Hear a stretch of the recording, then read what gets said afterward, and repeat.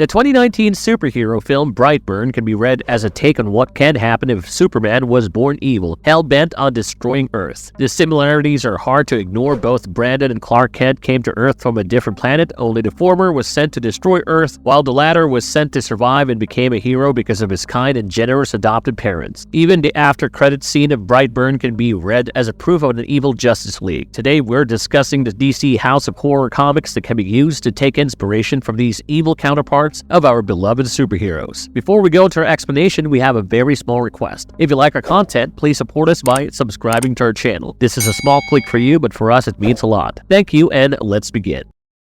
Possessed by Wonder Woman. Jay, a young woman, spends an evening with her friends playing with a Ouija board. They all decide to call upon the spirit of an Amazonian where Wonder Woman grew up. The group soon got into an argument regarding whether anyone moved the pointer intentionally or not. Jay picks up the pointer, getting possessed by a spirit, and ends up killing all her friends. She ran out of the window and came across a man who asked what she was doing on the street so late, and Jay answered by ripping out his heart from his chest. Smeared with blood all over her clothes, she walked to a pond to clean herself up when a male police officer discovered her and asked her to come to the police station with him, but he too gets brutally choked to death by her. She wears the clothes of the officer after dragging his body inside the bushes and also finds his gun and his baton. Throwing away the gun, she took the baton and walked her way to her house and entered her room, breaking the window. Her abusive father, hearing the noise of the window breaking, enters her room and starts bad-mouthing her and her late mother. In a fit of rage, she uses the baton to stab her father's head, killing him. As she goes to the bathroom to wash off the blood, the reflection makes it clear that she has been possessed by none other than the spirit of a dark Wonder Woman, as she speaks maniacally in Greek to her own reflection. In the post-credit scene of Brightburn, a woman who kills her victims using a rope was mentioned in this version of Wonder Woman, even though a ghost can be used as a great inspiration.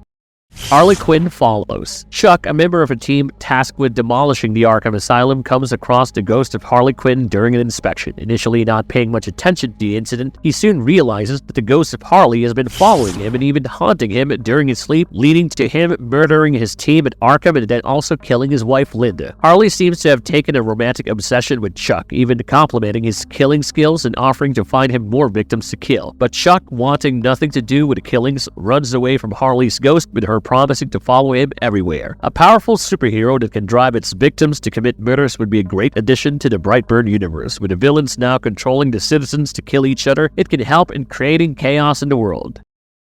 Bruce's own worst enemy. Bruce Wayne has been acting as the vigilante Batman for many years, cleaning the dark underbelly of Gotham and protecting his citizens ever since his parents got killed when he was nothing but just a young boy. Though among the countless criminals he has caught, one seems to always slip through his fingers, the Joker, that is. But Bruce has been coming to terms with the fact that it may not actually be the case, because he has been the Joker all along, killing innocents rather than protecting them, and even killing his sidekick Robin. A voice in Bruce's mind has been playing tricks with him, blocking out the memories of him killing his abusive parents when he was a child, and when he believed he was traveling all around the world to train and become the Batman, he was actually locked away in a prison, sitting in the basement as he grapples with the reality of not being a protector of Gotham, but a murderer. He notices a locker with Joker's purple suit and clown paint. Bruce, unable to handle the truth, kills himself with a gun. A mentally unstable person who, in the hopes of being a hero, ends up becoming a murderer and imagines the world around him to be filled with imaginary villains can be a great addition to the Brightburn universe.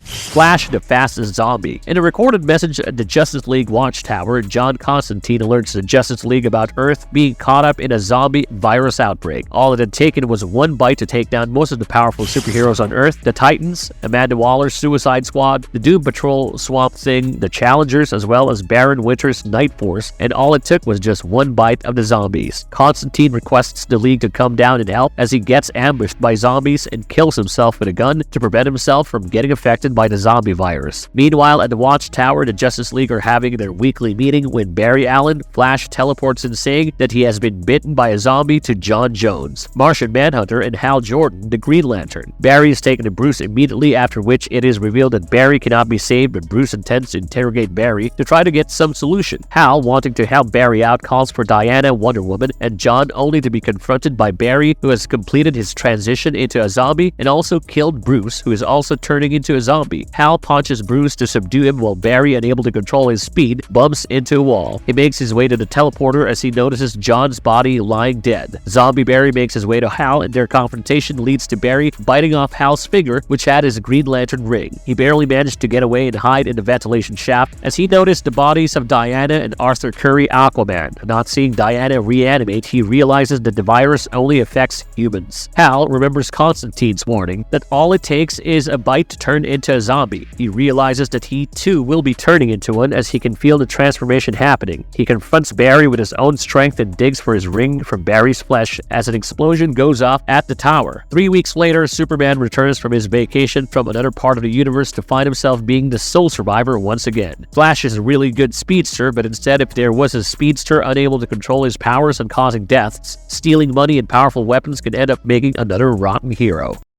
Oliver Queen, the Arrow Killer. Oliver Queen started out killing criminals around Seattle, but soon, giving into his urges to kill, he got labeled as the Arrow Killer by the public. He would now kill anybody, even innocents, who would just be asking for change from others. Oliver soon rescued Dinah Drake from an assaulter at a dark alley, but captured her, believing that this would help keep her safe. He kept her locked in a cage in his lair for over 3 days. When he told Dinah that being in that cage was safer for her, away from all the criminals crawling in the city, Dinah took the chance and attacked him, gouging his eyes out and killing him. Finding the keys near Oliver's body, she got out of the cage and revealing herself to be only pretending to be a damsel in distress. He would actually lure out men in dark alleyways and kill them herself. She even wanted to work with the Arrow Killer, but he turned out to be a threat to her too. As she made her way out of the lair, she started a fire that would engulf the body in flames. The death of the Arrow Killer was then printed as a front page news as Dinah continued with her new day, luring a new victim to kill. This story gives not one but two killer heroes with flawed ideals that can be used greatly in the Brightburn universe. Both of the characters create opposing ideals. A man who protects women by kidnapping them, while a woman who lures men with evil intentions and kills them.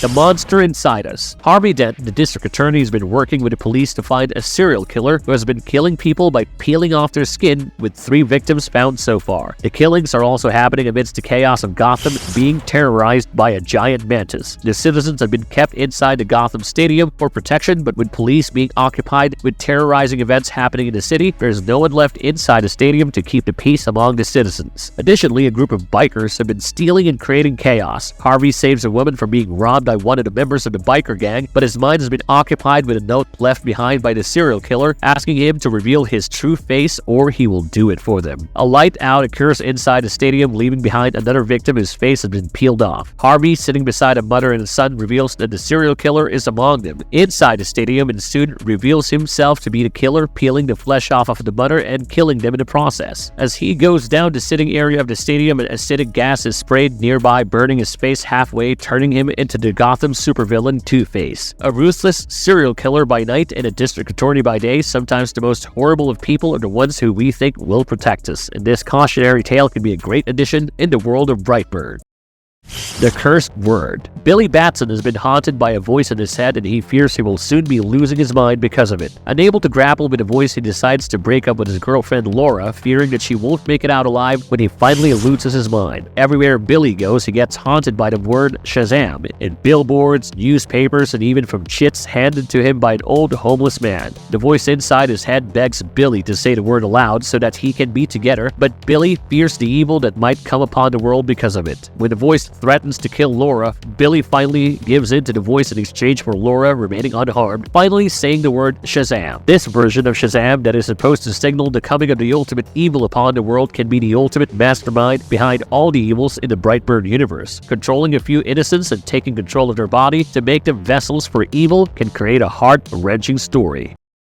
Marvelous verdict. From the possession by a spirit of an evil Wonder Woman to a Green Arrow that ended up becoming the Arrow Killer, the DC House of Horrors looks at the question of what if these heroic powers were not used to empower the good but the evil. This is exactly why these stories can inspire greatly in the world of Brightburn, which has already shown to be a host to many other evil superpowered beings. As we look forward to the sequel of Brightburn, these stories serve as not only inspiration, but also as a precursor to the evil that we should be prepared to see. If you liked our content, don't forget to leave a like and subscribe to us if you haven't already. Have a good one and be safe. Thanks, everyone.